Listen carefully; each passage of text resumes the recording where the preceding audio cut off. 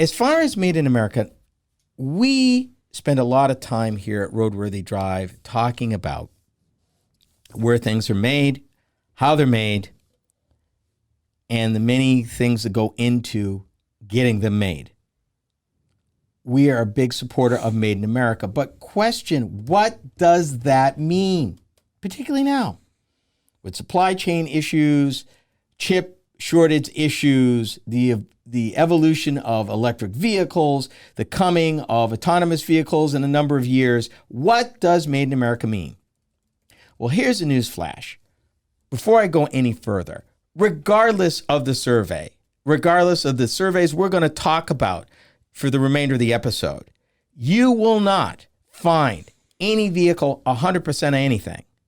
You will not find 100% American made. You will not find 100% Japanese or German made.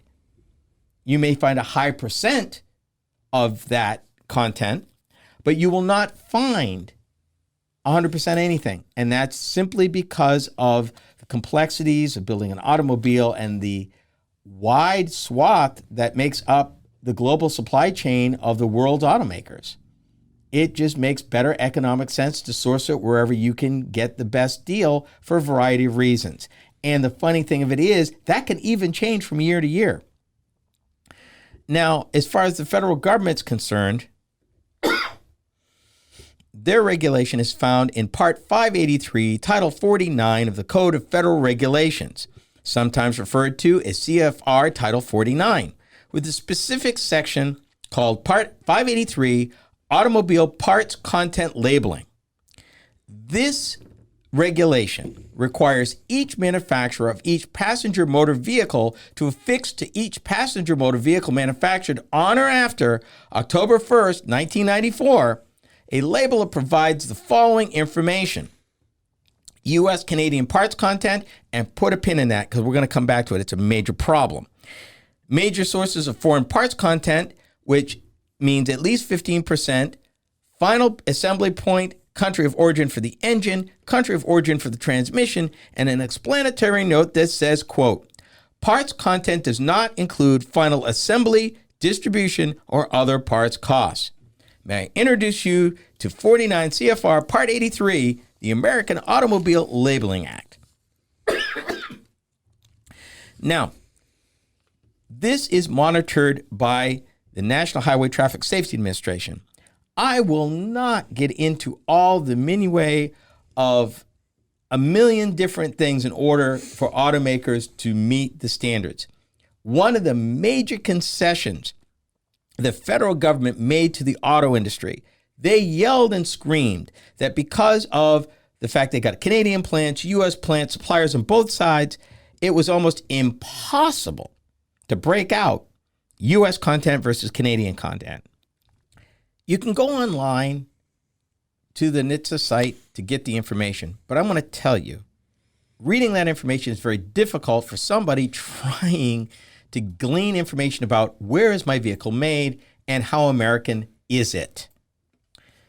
Now, they provided reports to aid consumers considering the purchase of a new vehicle, and they say that the charts list information that NHTSA received from vehicle manufacturers about U.S. Canadian content by value of the equipment, that's parts, used to assemble passenger motor vehicles. The American Automobile Labeling Act defines a passenger motor vehicle for terms of meeting the standards of this act as a motor vehicle designed not to carry more than 12 persons with a gross vehicle weight rating not greater than 8,500 pounds, and it includes multi-purpose passenger vehicles and light-duty trucks, meaning probably half-ton pickups, maybe some three-quarter-ton pickups, but not one-ton pickups or anything that heavy would be excluded. Okay, you got 90 seconds here. How can you break down what we learned here? Basically, there are shortcomings in the act that not everybody knows that this information is out there today on the labels on vehicles that will give you basic information. It's not perfect, and we'll get into why in the next segment, but it's a start.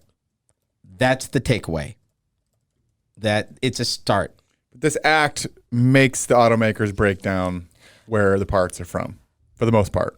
for the most part, but it doesn't include the value of the labor going into final assembly, doesn't include the cost of research and development, where that money is, does not even address where that money is going based on where the manufacturer is based. So those are shortcomings in the labeling law, and the fact that this was actually delayed a couple of years because the automakers had such a time trying to pull all this information together. And the government regulations are very stringent about how to get it and what they got to do to get it. I won't bore you with the details because it's really, really arcane. But the bottom line is it exists, people, and it's a great start if you're trying to figure out whether or not the vehicle was actually made here, built or assembled here. That's a start. Engine and transmission, because they are major cost factors in the manufacture of the vehicle. However, research and development, the labor that went into putting the car together, not included. And that does cause a problem. Because the AALA has some major shortcomings, there is a CoGod index. We review that next. This is Robo the Drive.